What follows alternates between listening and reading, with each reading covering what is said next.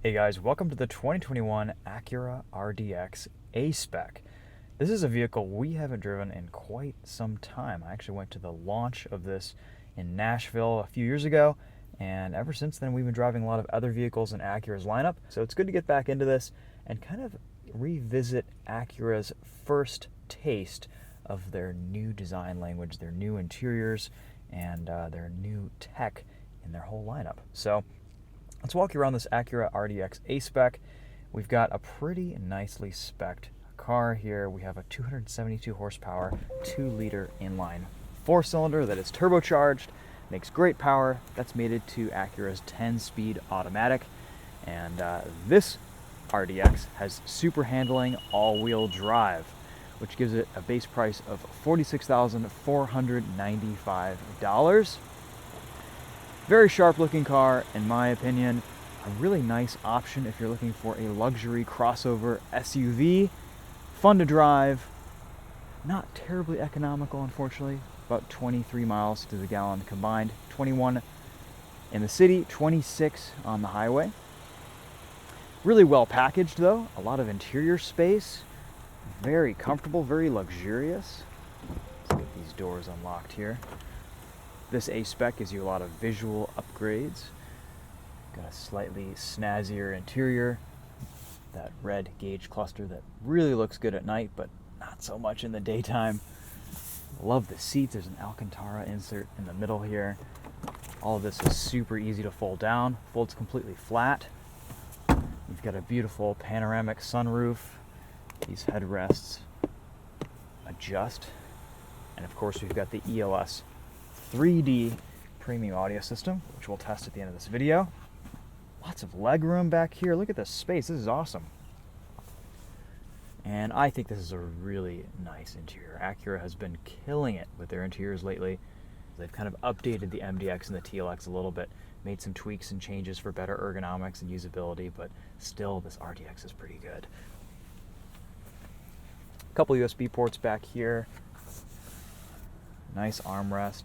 The materials, all the leather, the feel of everything, the way this door closes. Ooh, it's all very nice. Very, very nice. This would be a great alternative to one of the German luxury cars, especially if you want to hold on to it for a little while. Don't want to have to worry about out of warranty issues.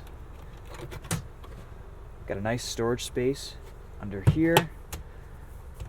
Pretty decent loading height, nice and flat. A lot of room to put things. I would like to see a little bit more padded or grippy plastic instead of this loud, scratchy stuff, but I guess that does the job. Fold down the rear seats right here. Automatic tailgate works nice and quickly. Hood release is kind of hidden down here. But let's check out that 2-liter turbo. Like I said earlier, 272 horsepower, 280 pound-feet of torque. The 10-speed automatic in this drives great. I'll show you guys what that's like during the test drive. 272 horsepower goes a long way in this car. It feels pretty powerful. Ride quality is decent too, even on these 20-inch wheels. No adjustable dampers like you get in the advanced package, however. That's fine with me. We've got a few different drive modes on this dynamic mode selector. Snow, which kind of reduces your throttle inputs and improves the traction control system for snow driving. Comfort, Sport, and Sport Plus. And that actually gives you a little turbo gauge and a G meter, which is pretty cool. We're going to leave this in Sport. Got a nice little reverse camera, moving lines, parking sensors around you. You can see a couple different options, a couple different views. That's probably fine. Your mirrors will adjust if you want them to see the curbs when you put it in reverse. You just move the slider to the center, right or left. Auto up and down windows all the way around. Turn off your auto stop start right there. Heated and cooled seats. I believe there's also the option for a heated steering wheel, though I'm not 100% sure about that. Cool little cup holder and phone holder configuration down here. You've got a small Alcantara accent here on the dash. The leather, the stitching, I just love the way this interior feels to the touch. Really, my only complaint is there's a bit too much reflective surface down here on the steering wheel. Otherwise, though, pretty solid interior. A little bit of gloss black right there, but not in a necessarily high traffic area. They've used nice matte materials, durable stuff down here where you're going to be having a lot of use. Massive panoramic sunroof, and you can see we've got all of these speakers around here for the ELS Studio 3D sound system. One of the best sound systems in the market. Volvo is up there too, but I think you can't go wrong. For under 50 grand to have this sound system as a daily driver, it's like you're driving around a really nice hi-fi setup, and chances are this is maybe the best sound system you own. All right, let's take this thing for a drive, see what it's like on the road. It does drive quite well, so we will tell you guys all about it. Pretty light steering, not as feather light as it is in the new MDX, which I kind of like. They've gotten a nice balance with the weight here. I have spent quite a bit of time in the new Acura TLX recently, so it's interesting to compare how this RDX drives to that. Quite a few differences. I mean, this is just a taller, heavier crossover with the super handling all-wheel drive. This is over 4,000 pounds, but for a crossover, it drives and handles and is quite engaging to drive. The more you push it, the harder it corners. It's got a good amount of power. This 2-liter turbo really does pull nicely. It's comfortable, it rides well, I've got great visibility. For what this thing is, I'm actually very impressed with it dynamically. I like the driving position. These seats are very, very comfortable. There's a little bit more road noise, and the ride is maybe slightly harsher on these 20-inch wheels, but not a huge complaint or a major deal breaker. I would definitely get super handling all-wheel drive with your RDX. Acura has just nailed this system so well that it's really is worth it in the end, especially compared to the front-wheel drive options.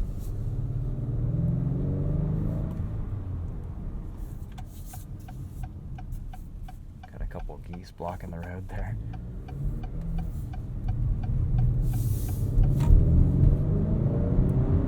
I like the way this 2-liter sounds. Why couldn't Honda do this with the Type R, make it sound just a little bit better, or their Civic Si? Whatever they're doing with the induction sound or the sound tuning with this 2-liter, they're doing a good job with it. Same with the TLX, I noticed the same thing. It sounds pretty nice, it rips. We're in sport mode.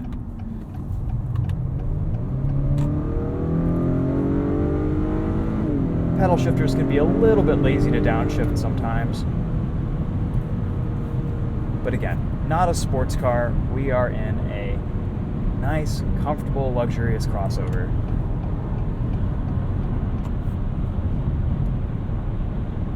Getting onto the highway, not a lot of wind noise or road noise. Cruise control is super easy to operate.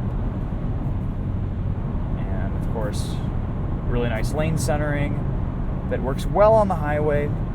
I still don't quite trust it on back roads or side streets. You can easily skip 5-mile-an-hour increments by holding the button up and down. Super easy ergonomics, such an easy vehicle to live with and use on a daily basis. Let's test the handling, go into Sport Plus mode here. Brake pedal feels nice. Very neutral. You can feel stability control kind of keeping us turned in there, rotating us around the corners. And this is where super handling all-wheel drive really shines. From a dig, around a corner. It'll just send all that torque to the rear wheels and, well, most of that torque to the rear wheels.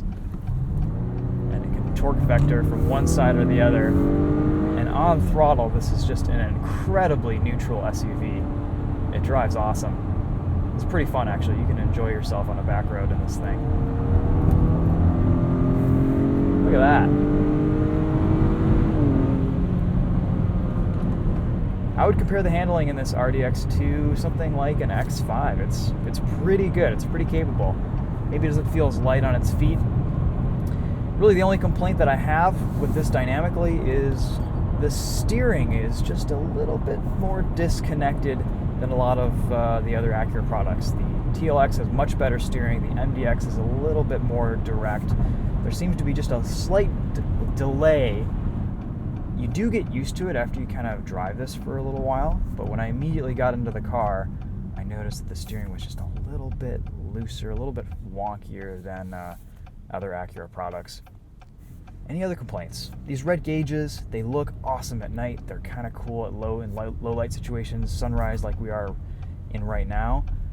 But during the day and broad daylight with full sun or clouds, it's pretty hard to read these gauges. The red just kind of blends in with the gray, and it doesn't really do a nice job being a clear gauge cluster. That's really only a problem with the A-Spec. All the other RDXs have, I think it's like a white gauge setup, and that's pretty nice and sharp and easy to read.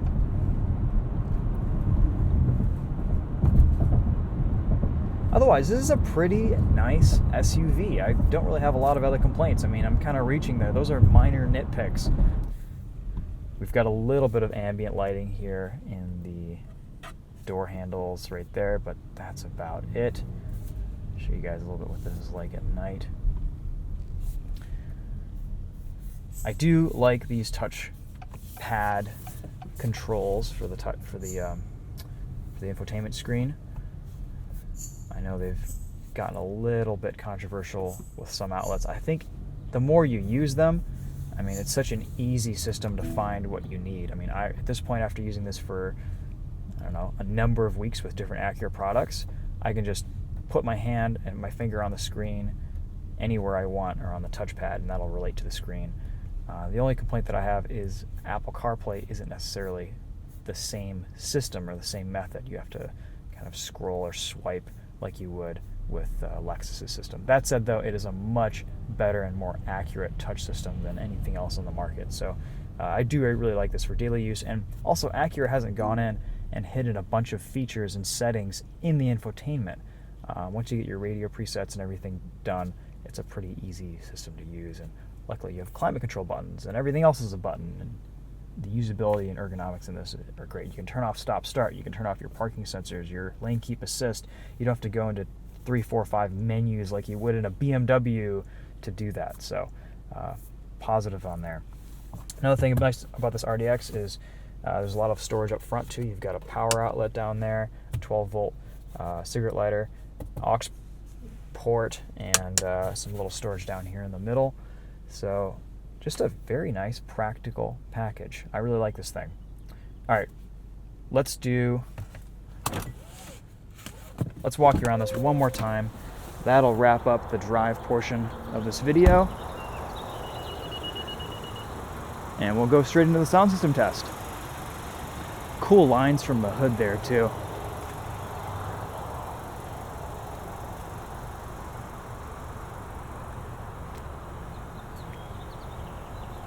Pretty big exhaust tips on this A-Spec.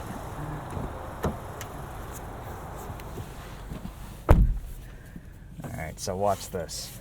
If I want to go to Apple CarPlay, I know right where to touch basically, and it's there. We'll go into our music.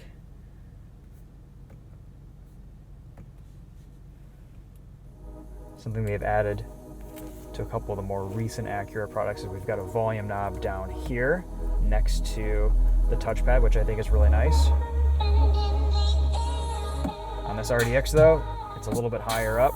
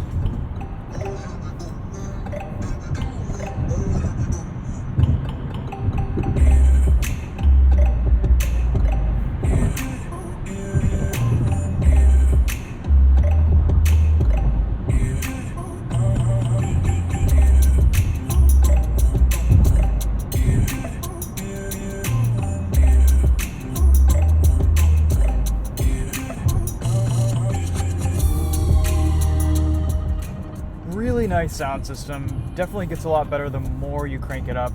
You really have to raise the volume to feel that clarity, that crispness in this ELS system. I would say the MDX and the TLX ELS systems are better, just at lower volumes, and they seem a little bit clearer and just nicer to listen to all the time.